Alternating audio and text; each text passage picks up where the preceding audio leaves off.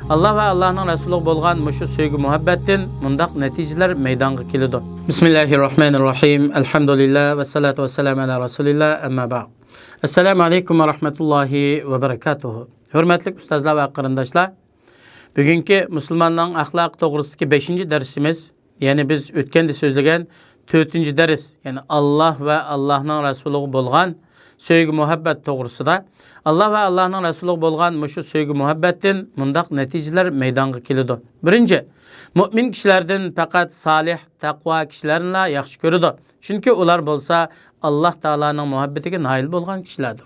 İkinci, mümin taat, ibadet, yaxshilikdan yaramlıq, salih amellerini yaxshi ko'radi. Çünkü bu ameller Allah'a yaxshi ko'riladigan ve Allah'ın muhabbetiga erishishga yordam beradigan amellerdendir.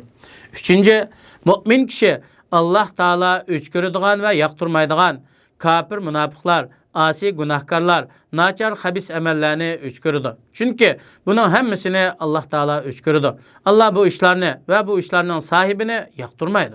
Çünkü insan nimani yaxshi ko'rsa, onun ko'ngil xohishi mahbubini rozi qilish doirasida bo'ladi. Dördüncü, farz amellerini ada qilishga aldıraydı. Çünkü bu Allah Taala tarafidan buyurilgan amellerdir. Bununla susluq qilmaydi. Andın nafl amellerini ziyadesi bilen köp kılıdı. Çünkü nafl ameller Allah'ın muhabbetiga erishishga yordam beradi.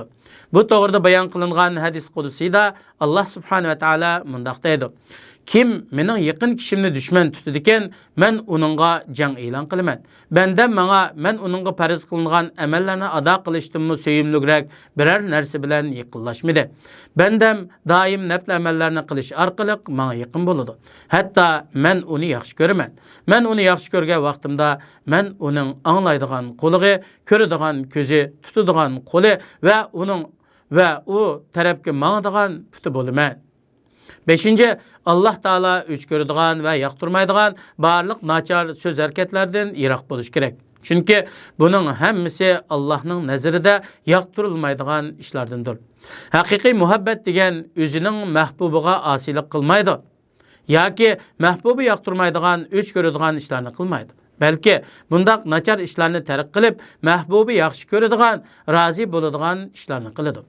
6.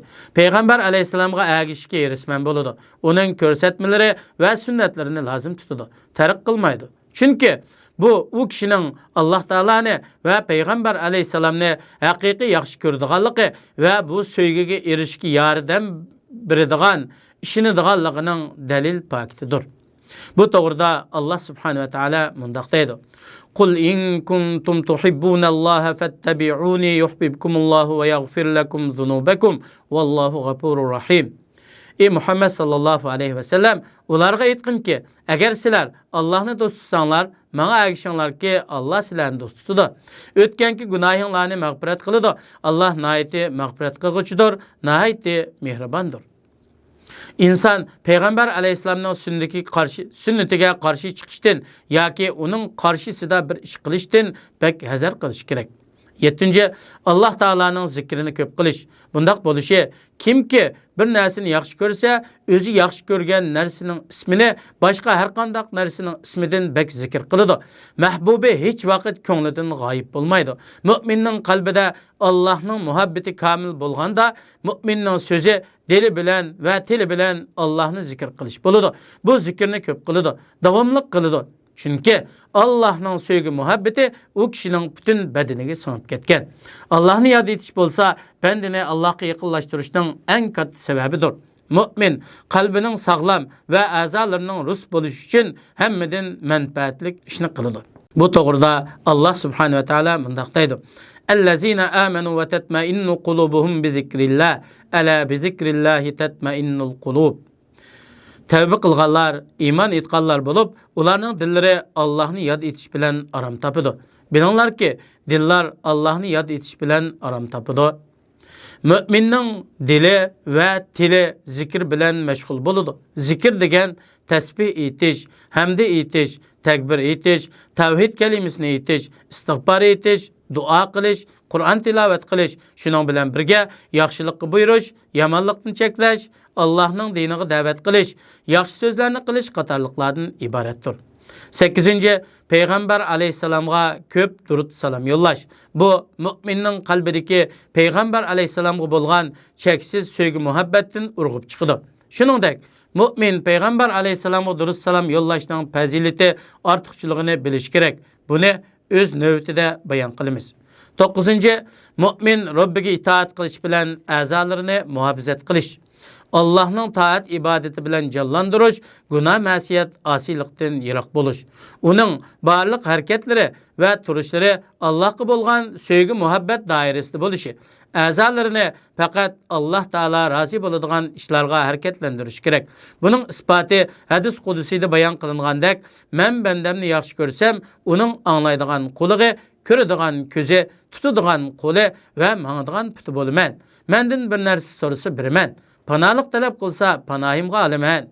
Yani bazı hadislerde men bilen anlaydı, körüdü ve men bilen tutudu dep kelgen. Bundan bolgan maksat azalarının hemmisini Allah Taala'nın söygü muhabbetiga erişidigan yollarga hareketlendiriş, taat, ibadet ve yaxşı işlerden Allah razı boladigan işlarga tirişçanlık kılıştan ibarettir. 10. Allah Taala'nın mümin bendesini muhafazat kılışıga erişidir. Çünkü kim Allah'ını hakiki yaxşı görse ve samimi bolsa Allah Taala'nın o kişini yaxşı gördü. Barlık, yamanlık ve yaktırılmaydigan işlerden muhafazat kılıdı. Allah Taala'nın buyruk çeklimlerini öz yolunda ada kılgan kişini Allah Taala muhafazat kılıdı. Bu doğruda Peygamberimiz sallallahu aleyhi ve sellem mundaq degen. Allah'ın körsetmelerini muhafazat kılsan, Allah seni muhafazat kılıdı. Allah'ın körsetmelerini muhafazat kılsan, Allah Taala'nı karşında yoki aldığında tapsan. 11. Allah Taala mümin bendesinin tiligini icabet kılıdı. Onun sorgununu biridi. Bu bende üçün Allah Taala'nı yaxşı görgenlikning neticesidir. Bunun hemmisi bende Allah Taala'nın yaxşı görüşüge erişkenden keyin hasıl boludu. Allah Subhanahu ve Taala hemmimizni Allah'ın yaxşı görüşüge erişdigan hakiki takvadar müminlerinin qatarından qılsın. Vesselamu aleykum ve rahmetullahi ve berekatuhu.